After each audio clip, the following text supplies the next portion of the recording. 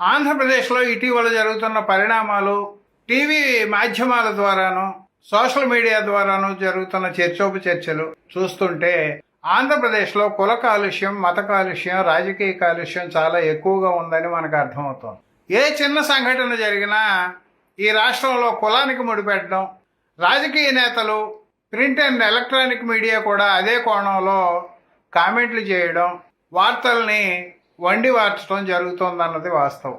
ఇటీవల ప్రశ్నారావణ్ణి అరెస్ట్ చేసిన తర్వాత అంతకంటే తీవ్రమైన ఎవరైతే సిఐ నాగరాజు సాయికృష్ణను లాకప్ డెత్ చేశాడో ఆ కేసు మరుగున పడిపోయింది. ప్రశ్నారావణ్కి వరుసగా అనేక జిల్లాల్లో బెయిల్ లభించడంతో అతనికి బెయిల్ రాకుండా చూడడం ఎలాగా అని చెప్పి ప్రభుత్వం ఆలోచించినట్టుగా ఈవేళ ప్రజలందరూ కూడా అభిప్రాయపడుతున్నారు.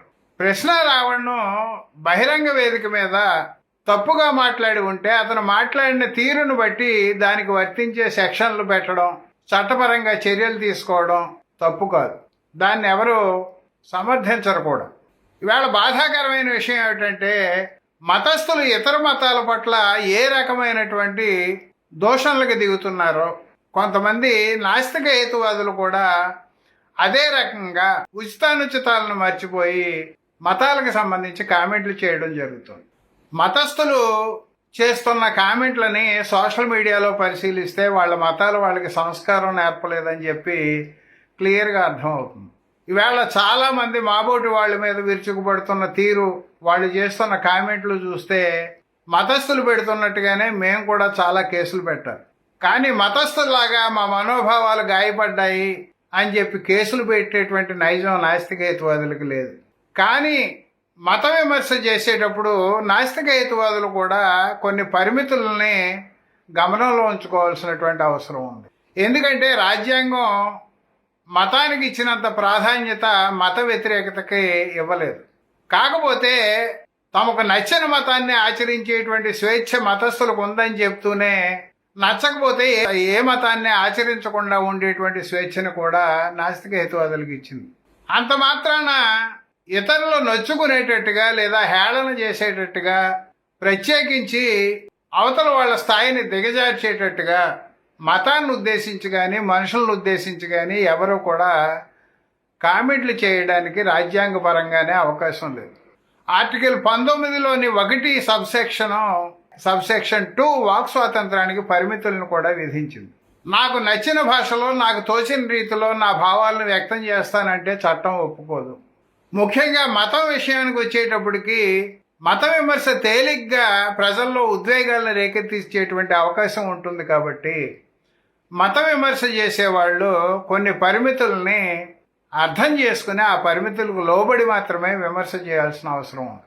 గతంలో కూడా మత విమర్శ చేసిన వాళ్ళ మీద, మతాలను విమర్శిస్తూ పుస్తకాలు రాసిన వాళ్ళ మీద అనేక మంది కేసులు పెట్టడం జరిగింది. కింది కోర్టుల నుంచి సుప్రీంకోర్టు దాకా కూడా మతాలను విమర్శించేటువంటి స్వేచ్ఛ నాస్తిక హేతువాదులకు ఉంది అని చెప్పి చెబుతూనే దానికి పరిమితులు ఏమిటన్నది కూడా ఆయా కోర్టులు తమ తీర్పుల్లో వెల్లడి చేయడం జరిగింది. మనం కులాన్ని లేదా మతాన్ని దృష్టిలో పెట్టుకొని కామెంట్లు చేసేటప్పుడు ప్రత్యేకించి ఏ ఒక్క వర్గాన్నో కించపరిచేటట్టు కానీ, హేళన చేసేటట్టు కానీ, ఏదో ఒక మతాన్ని నలుగురిలో అవహేళన చేయడానికి కానీ మనం చేసేటువంటి విమర్శలు కానీ ప్రశ్నలు కానీ ఉండకూడదు. ఇటీవల కాలంలో నాస్తిక హేతువాదులను పక్కన పెట్టిన మతస్థుల విషయాన్ని తీసుకున్నప్పటికీ కూడా వాళ్ళు తమ మతంలో ఉన్న మౌఢ్యాన్ని పక్కన పెట్టి ఇతర మతాల్లో ఉన్న మౌఢ్యాన్ని ఎత్తి చూపుతూ చాలా పరుషమైన భాషలో దోషణలకు దిగుతూ పోస్టులు పెట్టడం, కామెంట్లు చేయడం కూడా జరుగుతుంది. ప్రశ్నారావణ్ మీద మత విమర్శ చేశాడు అనేటువంటి ఆరోపణ కూడా ఉంది. అదే ఆరోపణ మీద రాధా మనోహర్ దాస్ని ఎందుకు అరెస్ట్ చేయలేదని వేళ రాష్ట్రంలోని ప్రజలందరూ రాష్ట్ర ప్రభుత్వాన్ని ప్రశ్నిస్తున్నారు. ప్రశ్నారావణ్కి వర్తించిన చట్టం రాధా మనోహర్ దాస్కి వర్తించదా? తెల్లారు లేస్తే ఆయన క్రైస్తవ మతాన్ని, బైబిల్ని ఏ రకంగా దూషిస్తున్నాడో కళ్ళకు కనిపించేటువంటి వీడియోలు చూడకుండా ఎందుకు కళ్ళు మూసుకుంటున్నారు? మరి దీన్ని పాలకులు ప్రశ్నించుకోవాలి. ఈవేళ సోషల్ మీడియాని కట్టడి చేయడం కోసం ప్రత్యేకించి మేము చట్టం తీసుకొస్తామని చెప్పి ప్రభుత్వ పెద్దలు ప్రకటిస్తున్నారు.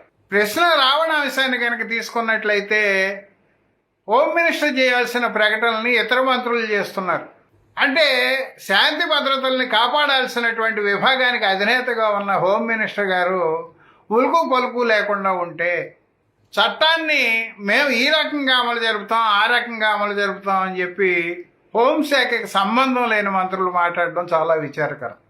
రాను రాను విమర్శను సహించలేని తత్వం పాలకుల్లో పెరుగుతోందన్న అనుమానం బలపడుతోంది. విమర్శని, ప్రశ్నని ఆహ్వానించలేని పాలకులు ప్రజాస్వామ్యాన్ని దిగజారుస్తున్నారని చెప్పి గుర్తుంచుకోవాలి.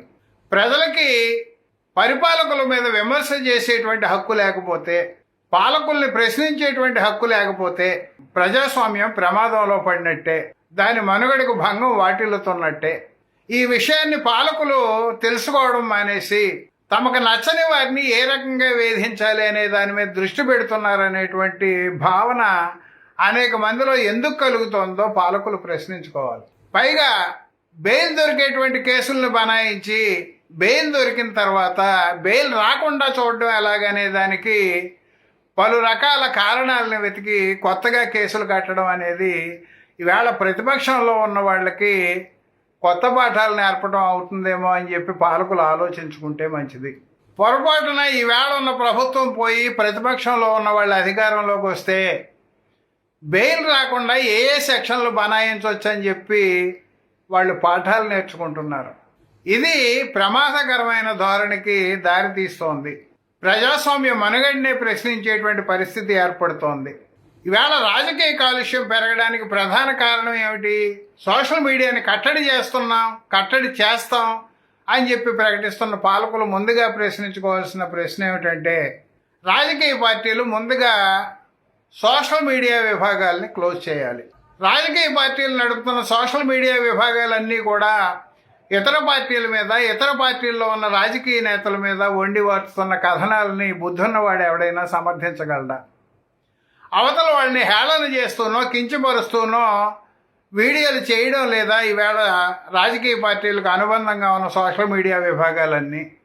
ఈ ధోరణి ఎందుకు అవసరమైంది? అసలు పాలకులు నిజాయితీగా పరిపాలిస్తే, ప్రజాస్వామ్యాన్ని బలోపేతం చేస్తే, ప్రజల అభివృద్ధికి, సమాజాభివృద్ధికి కంకణం కట్టుకుంటే ఆ పాలకుల్ని ప్రజలు ఆమోదిస్తారు, సమర్థిస్తారు అనే విషయాన్ని మర్చిపోయి ఎంతసేపు ఎదుటి పార్టీ వాళ్ళని తిట్టడం, కులం పేరు మీదో, మతం పేరు మీదో తమకు లబ్ధి కలుగుతుందన్న అంశాలని భుజానికి ఎత్తుకోవడం ఏ మేరకు సబబో ఈ రాష్ట్రంలో ఉన్న రాజకీయ పార్టీలన్నీ 1కి 10 సార్లు ప్రశ్నించుకుంటే తప్ప ఈ రాష్ట్రం బాగుపడదేమో అని చెప్పి అనుమానం కలుగుతోంది మాబోటి వాళ్ళకి. దయచేసి ఆలోచించండి. ప్రతి విషయాన్ని కులానికి ఆపాదించకండి. రాజకీయాల్లో హుందాగా ఉండడానికి ప్రయత్నం చేయండి. మత విమర్శ చేసేటప్పుడు నాస్తికులైనా, హేతువాదులైనా, మతస్థులైనా ఒక మతానికి సంబంధించి విమర్శ చేసినప్పుడు ఆ విమర్శలో హేతుబద్ధత ఉండాలి. అజ్ఞానాన్ని ఎత్తి చూపే రీతిలో ఉండాలి. విజ్ఞానాన్ని పెంపొందించే రీతిలో ఉండాలి. ప్రశ్నించేటువంటి రీతిలో ఉండడమే కాకుండా సంస్కరణశీలతకు దారితీసేలా ఉండాలి. అందుకనే రాజ్యాంగం పౌరులందరూ శాస్త్రీయ దృక్పథం కలిగి ఉండాలి అని చెబుతోంది. శాస్త్రీయ దృక్పథం కలిగి ఉన్న వాళ్ళకి లౌకిక దృక్పథం ఉంటుంది. లౌకిక దృక్పథం అంటే ప్రాపంచిక దృక్పథం, అంటే ఈ ప్రపంచానికి సంబంధించిన దృక్పథం. ఈవేళ మన సమాజంలో ఎన్నో కులాల వాళ్ళు, ఎన్నో మతాల వాళ్ళు, ఎన్నో సంస్కృతుల వాళ్ళు ఉన్నారు. వాళ్ళందరిలో మనం సోదర భావాన్ని పెంచాలి అంటే, మనందరం భారతీయులమే, మనందరం ఒకటే అనే భావన కలగాలి అంటే ఈ కులాన్ని, మతాన్ని, కలుషిత రాజకీయాల్ని పక్కన పెట్టాల్సినటువంటి అవసరం ఉంది. మీరు నిజాయితీగా పరిపాలించండి తప్ప అవతల వాళ్ళ మీద పరుషమైన భాషతో దాడి చేసినంత మాత్రాన ఒరిగేదేమీ ఉండదు.